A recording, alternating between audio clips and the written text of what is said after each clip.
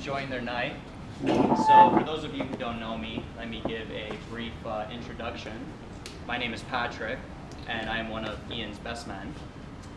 And Ian and I have known each other for quite some time now. Let me just take a little sip of water before this. Just about 11 years. So I can share lots of stories about Ian that he wouldn't want me to share, and everyone else would love to hear. Oh, yeah. But he did give a time limit on these speeches.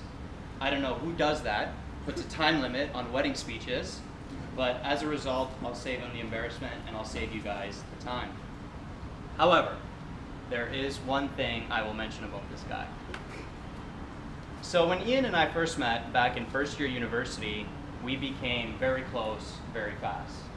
Shared common interests, had common goals, and overall just clicked really well.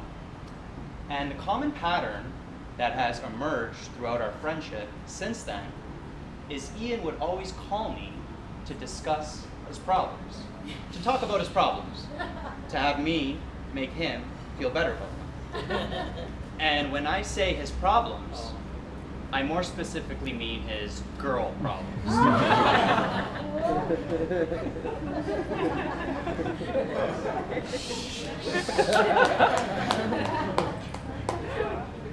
So whenever Ian was in a relationship, whenever he was dating someone, You have many? I didn't know that.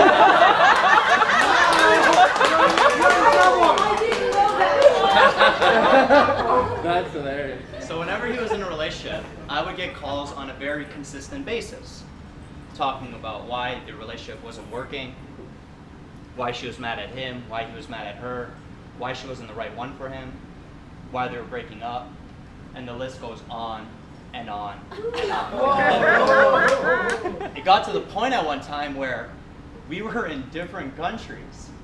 This guy was working in the United States, I was working in Canada, and he was still making long distance phone calls to me to talk about this stuff.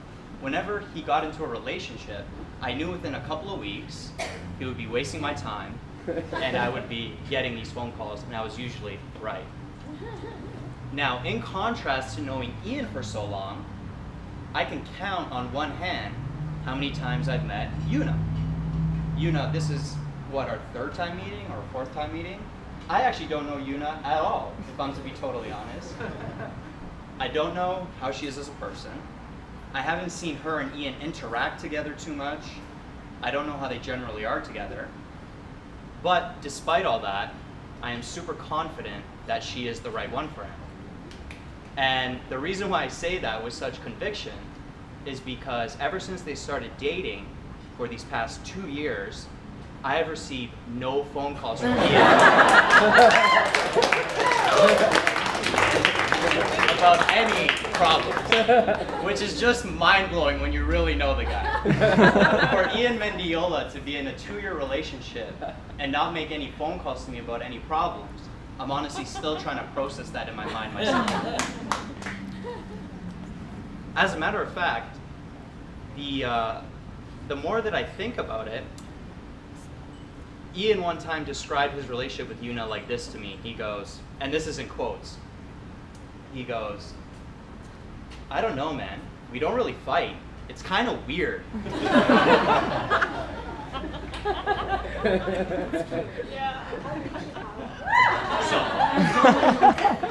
So, despite not knowing Yuna too well, I know Ian very well. And the fact that he hasn't made any phone calls to me about any problems is enough evidence for me to know that they have an amazing relationship and they will continue to do so. Yeah, go ahead. As a matter of fact, the more that I think about it, the more that I realize that Ian barely calls me anymore in general. Mr. Mendiola, I know you found the woman of your dreams, and I know you have a truly amazing life, and I am truly happy for you. But you can still find the time to call your best friend, even if it's not about problems. So if everyone can raise a glass. Yuna and Ian, you both look beautiful tonight, as expected. Yuna, thank you for taking the weight off my shoulders and minimizing the problematic phone calls. Ian, I know you will continue to be the man of Yuna's dreams and take great care of her. I wish you both nothing but success and happiness in your future marriage and for your future family. Cheers.